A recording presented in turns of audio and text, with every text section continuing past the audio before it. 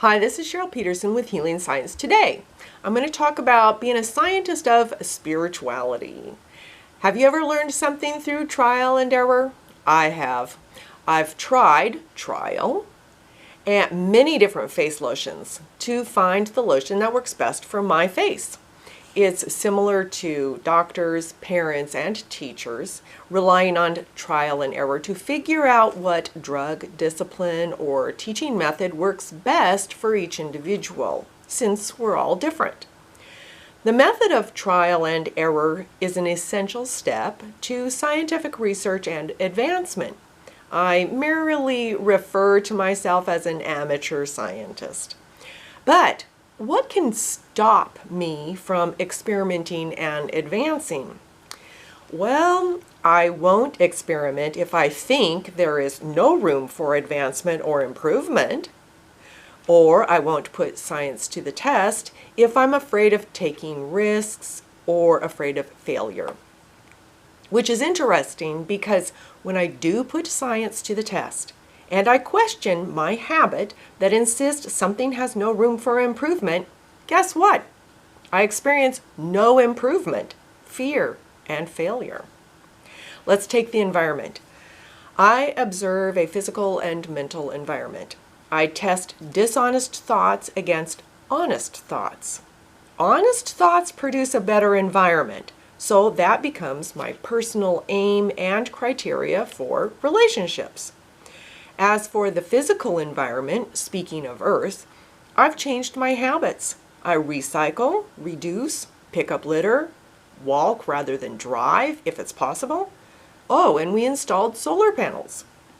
These trial and error practices have resulted in trial and successes. And I know there's still room for more improvement, but because not everyone can install solar panels, but everyone can experience progress scientifically, more reliably. Maybe that's why the word science is applied to about everything: earth science, the science of psychology, computer science, domestic science, religious science, anti-science. But how do you know which science to use and when? Our son-in-law uses the science of cooking to create delectable meals. He follows proven recipes to the 16th teaspoon. Not me. I use the science of economy. I mix and match leftovers and items from the garden to craft something edible. No measuring. Edible is my criteria, my control. My cooking rarely is very tasty, but I discover that I don't need the science of cooking for survival or satisfaction. Through trial and error, I discover that I do need to find a balance between personal and work life. And that while I like money, it doesn't like me. I discover that the science of spirituality brings meaning and purpose to life and love. I'm not talking about religious science, although I do study religions. I'm talking about the discipline, the science of observing, experimenting, honest investigation, and admitting to inspired improvement. I can think of one example that relates to today's spiritual but not religious following. The spiritual but not religious is seen in the evidence of declining churches. And yep-o, I've sat in many empty edifices.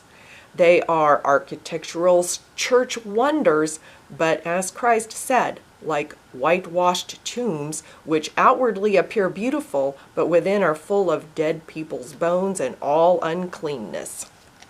When I was a member of a declining church, I caught myself basically blaming others for the decline.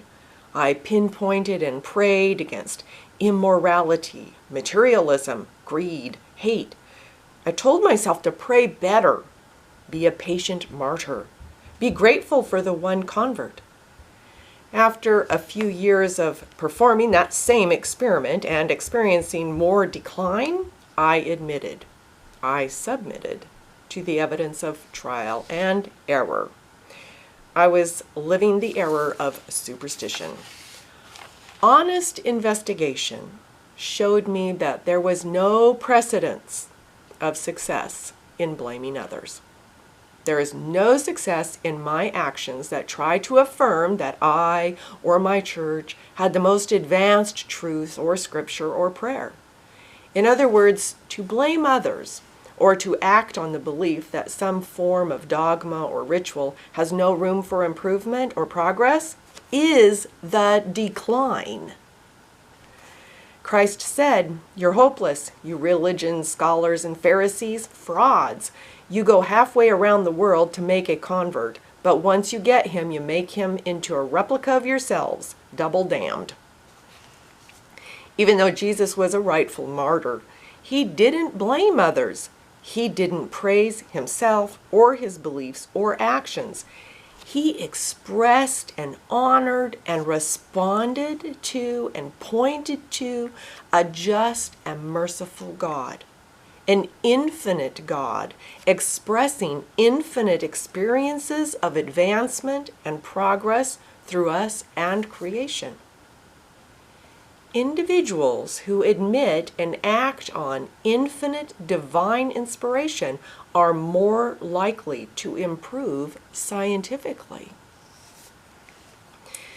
As a person who got married when she was 21 and who considered divorce within a few years, I turned to the science of infinite love, of spirituality. There's a lot of advice out there on how to have a meaningful relationship, and boy, I'm glad. But to realize that I don't create progress, but that it's a mighty force in action right now and always, guides me scientifically and spiritually to stop holding on to decline and experience that moving advancement. I'll read from 21st Century Science and Health with Key to the Scriptures, a modern version of Mary Baker Eddy's Science and Health, the 6th edition. If the starting point of your relationship is consistent with progress, the relationship will be strong and enduring. Next week, my husband and I celebrate our 40th anniversary.